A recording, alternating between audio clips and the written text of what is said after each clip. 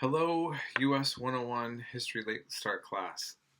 um, so this is our last week before the final, and it came really fast, and it snuck up on me as well. I'll be honest. And so normally I will take only late work up to the second week before the final, but like I said, it snuck up on us. So I still sticking with the fact that um or should I say, I can't even articulate myself. You can turn late work up until Sunday, but no later, and I really have no time, and it's really got to be then. And so, um, um, do me a favor if you're someone who is already in a high grade and you're just being paranoid. Don't. That's gonna like. Don't. That's not. No. That's not what this is for. I'm allowing those of you who are behind and need your grade to come up. So if your grade is super solid and you're just one of those overachievers, please, you don't need to send me late work, okay? Um, be kind to your professor. This is for those who need it, okay?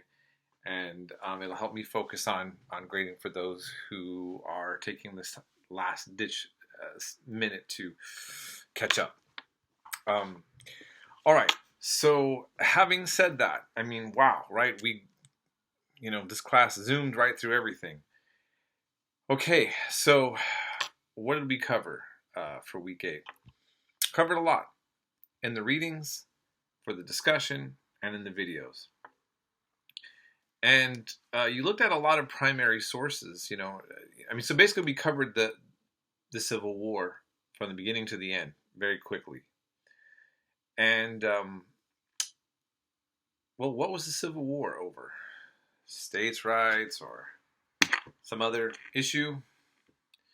What did we already learn from the week before? John Brown and the whole Bleeding Kansas situation, where people are moving to Kansas not because they like the views or it's great opportunities. They're moving there just to make sure that they can make slavery happen in Kansas or not happen.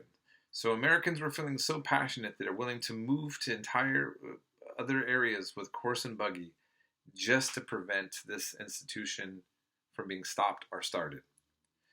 So, and then we get to the actual Civil War. Abraham Lincoln gets elected, and the state starts seceding. Was it because of anything he was doing in particular? No, they assumed that this meant something. And so we have the President Buchanan. Some scholars say he's one of the worst presidents we've had. He doesn't do anything to really help. He doesn't intervene to deal with this crisis. And Lincoln, before he's even elected president, is already several states leaving the Union. And then we have a Civil War happen, right? And the South calls itself the Confederacy. They have one president, their first and last, Jefferson Davis, their first and last vice president, Alexander Stephens. Abraham Lincoln, by the way, I didn't actually highlight so much, just to say he has 2 vice presidents, and one is Hannibal Hamlin, and then there's the one that comes after, the famous one who takes over when he dies, right? And his first vice president was actually, I will just briefly say that Hannibal was a very interesting character who doesn't get talked about almost ever. He joined the militia. I mean, he basically fought in the Civil War while he was vice president, which was considered pretty noble and kind of over the top. But for strategic reasons, wrong or right, politically, Lincoln didn't keep him on the second term. Okay, so, and he just doesn't get talked about almost ever. So we have this all this drama unfold, and when you read the Karl Marx writings, remember this is interesting. Karl Marx is the father of communism. He wrote the Communist Manifestos with his comrade Engels. But he's a very active European leftist who's writing a lot about the U.S. Civil War. And he's writing it as a foreign correspondent. And many of you noted, as you read, and some of you didn't quite get this, but I was seeing in the discussions, that Karl Marx articles that he wrote, he was pointing out then that The Economist, a very reputable magazine that still exists now, was trying to argue that the Civil War was not over slavery. And the reason being is that much of the textile industry was almost exclusively using cotton from the South. So the British textile industry was reliant on the slave plantation industry. Now, the UK and Europe were in a hyper anti-slavery mode, super abolitionist. Part of it is for their own sinister reasons. The part of the reason to justify colonizing Africa was to protect Africans and stop the institution of slavery. And that was their new Christian and high ideals of Western civilization. They spent all this time invested in it, and now all of a sudden they're going to go against it, but they're going to use it as an excuse and a pretext to intervene into into Africa, and other European powers will do the same thing. So they can't be seen.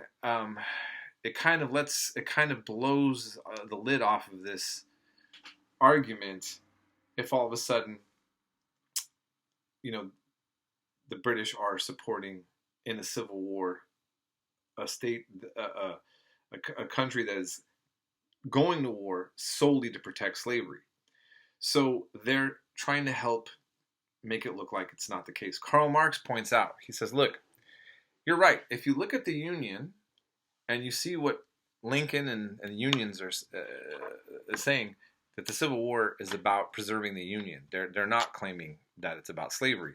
But the South keeps saying out loud, and we see in the declarations of secession, and you brought this up in the discussions very well, are all saying, hey, we're leaving because of slavery. And you see that Alexander Stevens says it's the cornerstone in which this revolution is built, that the whole entire purpose of this revolution is for slavery. And I think he even uses the word, superiority of the white man over the black man. Very, openly white supremacist, openly for this institution of this totalitarian institution over other people. And if you look at the Texas Declaration, if you go deeper into it, it really starts just really going to town on this idea of how ridiculous this idea is of the equality of human beings. So it's really anti the idea that human beings are equal on top of that. So here what we saw was this clear and very concise understanding that the Civil War for the South was always over slavery, period. And what we end up seeing at the end of one of the Yale professors discusses the fact that also when the South loses, that you see Jefferson Davis, the first and last president of the Confederacy, when he was, while the war was being built up, he was calling the Republicans the Black Republicans, and he was talking about the defense of slavery. But then he loses. He's a traitor. Over 600,000 Americans kill each other over his need to control other people's bodies. People like him and the elites in the South. And they lose. So he writes a memoir of his time and the Confederacy, over 1,000 pages, and proceeds to claim that it has nothing to do with slavery. And so we see, early on, there were attempts to try to change the narrative on what it was about. But the South in particular, really, after losing a war in which the rest of the Western world already decided that slavery was something that was barbaric and kind of beyond the pale of Western civilization and Christianity. It wasn't a good look. So I don't know, you start seeing the rewriting of history right there on the spot.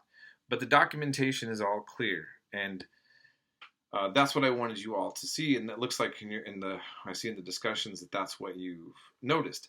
Then you'll see also that I covered the U.S. Civil War and Native Americans and their roles in that, and the fact that a Seneca tribe member, Ely Parker, was a right-hand man of General Grant on the Union side, and that Stan Wadey, a Cherokee, was the last general on the Confederate side to surrender. And we saw the Lumbee tribes' involvement, and basically showing that the Native American communities were actively engaged with this war, just like they were from the beginning, from the early times of colonization, from the Pilgrim times, which inspired the images of Thanksgiving coming up, to the Revolutionary War, War of 1812. All of this, the Native Americans were always involved. We saw the article when we looked at the Mexican-American War, how part of the reasons why Mexico may have lost against the United States was they were also fighting a two-front war against indigenous insurgencies against their occupation by the Mexican colonial settler state. And so there was never a point in which Native Americans were not involved in the things going on here, because they were and are the original inhabitants of this land.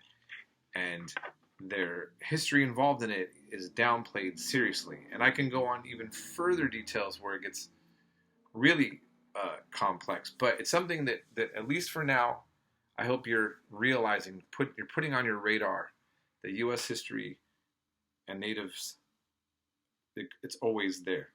It's always there. So those of Black African ancestry, those of European ancestry, and those indigenous that were here first, and Mexico, these are all the players, and then the people that come later are all a part of this tapestry of the United States.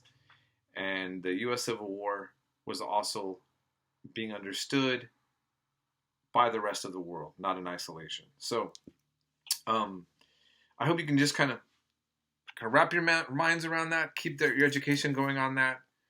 I will let you know this week soon more about the final, but basically it's going to be a short essay. Success in this class was mainly about keeping up with the work and getting the work done during the short time period. And for those of you who did get behind, you still have this window. Please take advantage of it, or whatever you can, by Sunday.